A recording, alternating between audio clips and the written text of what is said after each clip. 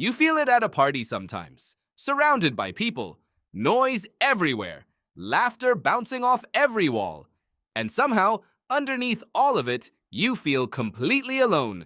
You've probably dismissed that feeling, written it off as something broken in you, something you should be over by now. But that feeling has a name, a function, and a history that stretches back further than you can imagine. It isn't a malfunction. It is a message. And your ancestors' lives depended on hearing it.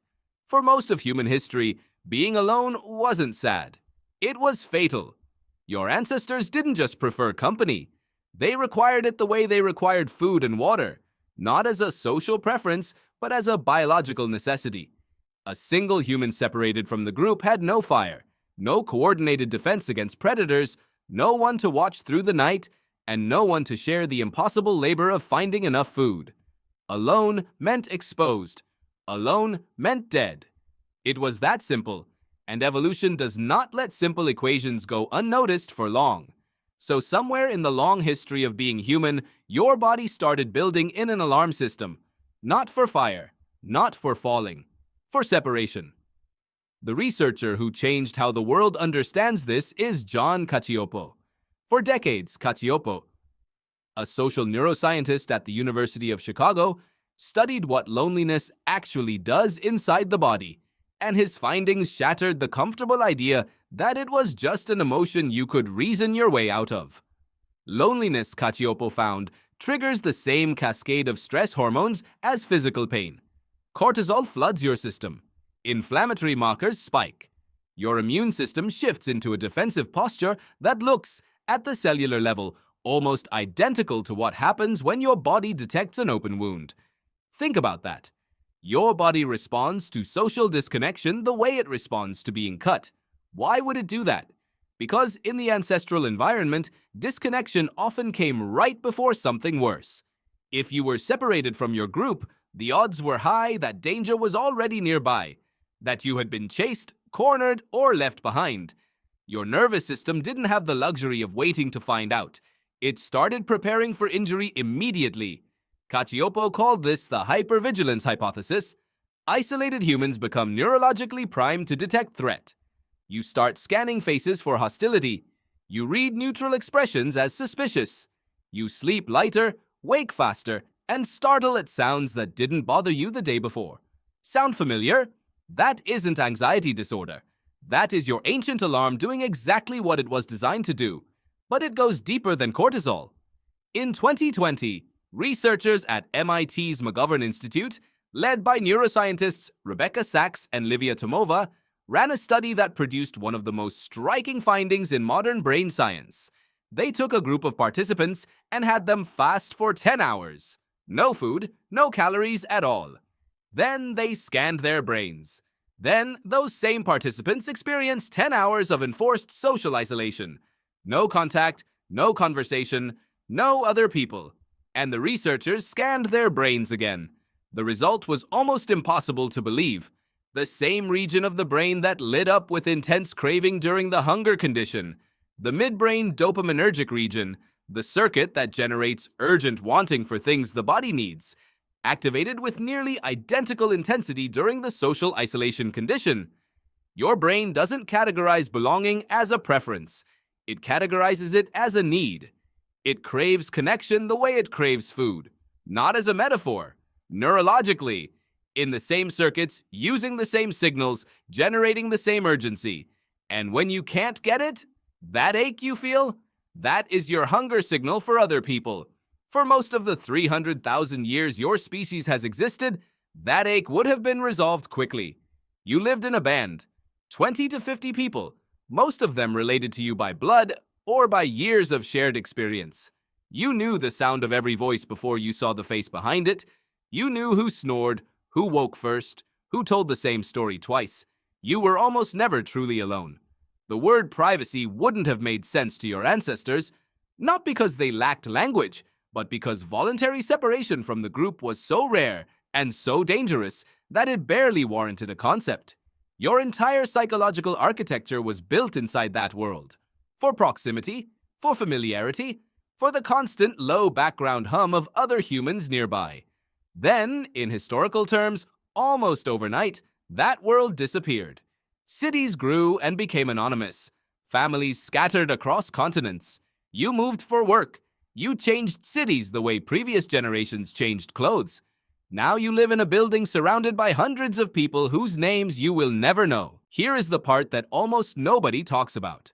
Loneliness evolved to be temporary. In the ancestral environment, the pain of disconnection served a single, clear purpose: push you back toward the group. Feel disconnected. Feel pain. Seek reconnection. It was a short feedback loop with a clean resolution. The alarm sounds. You return to the fire. The alarm stops. But there is a cruel paradox buried inside that mechanism, and the researcher who mapped it most clearly is Cacioppo again, working alongside author William Patrick on their landmark study of chronic loneliness. When loneliness persists, when the alarm stays on day after day, week after week with no resolution, something changes in the way your brain processes other people. You become paradoxically more socially withdrawn. Your hypervigilance deepens. You begin to perceive neutral social situations as more threatening than they actually are. The very system designed to push you toward connection starts pulling you away from it, because your nervous system has concluded, after sustained alarm with no relief, that the social environment is not safe. This is the trap. Chronic loneliness makes connection feel dangerous. The longer it goes unresolved, the harder it becomes to resolve. This is not weakness. It is not failure of character. It is a misfiring circuit running the wrong program in the wrong world. And in a culture that has spent generations equating self-sufficiency with strength and needing others with weakness, that misfiring can last years, decades, a lifetime. There is something else, a finding that reframes the entire experience. Loneliness is not about being alone. It is about perceived disconnection, regardless of whether that disconnection is real or measurable from the outside. You can stand in a room full of people and feel it completely. You can spend a week in geographic isolation and feel almost none of it. The alarm is not triggered by physical proximity. It is triggered by whether you feel known, whether there is at least one person in your life who sees beneath the surface version of you and still stays.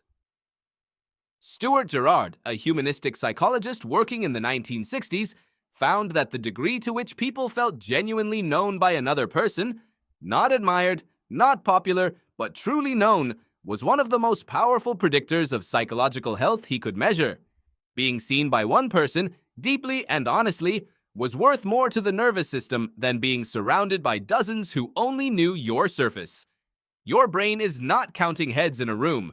It is measuring depth. It is asking one question over and over. Does anyone here actually know me? This is why a single honest conversation can quiet the alarm that 100 likes could not. This is why you can feel invisible in a crowded room and completely present in an empty one, with one person who knows your name and means it. Right now, you live in the most connected era in human history. The technology is remarkable. You can speak instantly to someone on the other side of the planet. You can maintain awareness of hundreds of relationships simultaneously. By every measurable metric of reach and access, you have more contact with other humans than any ancestor who ever lived. And yet, the data shows something uncomfortable. In 2023, the United States Surgeon General formally declared loneliness a public health epidemic. Studies across multiple countries show that young adults, the generation most fully embedded in digital connection since birth, report the highest rates of loneliness ever recorded. Not elderly people in care homes, not those living in geographic isolation, the most connected generation in history. Something is not adding up. Or rather, it is adding up perfectly. The signal is working. The input is the problem. Digital connection gives your prefrontal cortex the experience of social engagement. Notifications, messages, reactions, they stimulate your brain's social processing centers just enough to feel like contact. But they don't resolve the deeper alarm. They don't satisfy the craving to MOVA and SACs identified in that midbrain circuit. They don't give your nervous system the information it actually needs. Proximity, presence, the physical reality of another person breathing the same air, occupying the same space as yours. So the alarm keeps sounding, you keep scrolling, and you cannot figure out why you still feel empty after hours of connection. So the next time you feel it, at a party, in a crowd, late at night, staring at a ceiling while the world runs on outside your window, try to hear what it is actually saying. It is not evidence that you are broken. It is not evidence that you are unlovable, too much, or fundamentally different from everyone else in that room. It is not your personality. It is not your fate. It is one of the oldest signals in the human body. It is your nervous system speaking the same language your ancestors spoke around fires in the dark, in caves the rain hadn't found yet, on plains that no longer exist anywhere on Earth. It is a biological instruction written into you over hundreds of thousands of years of surviving together, telling you that you are a creature who requires other creatures, not occasionally, not as a reward for productivity, but as a condition of being alive. You feel it at a party sometimes, surrounded by people, noise everywhere, laughter bouncing off every wall. Now you know what it is. It is not emptiness. It is one of the most ancient survival instincts your body has ever built, and it has been trying every single time to guide you back to the one thing that kept your species alive from the very beginning.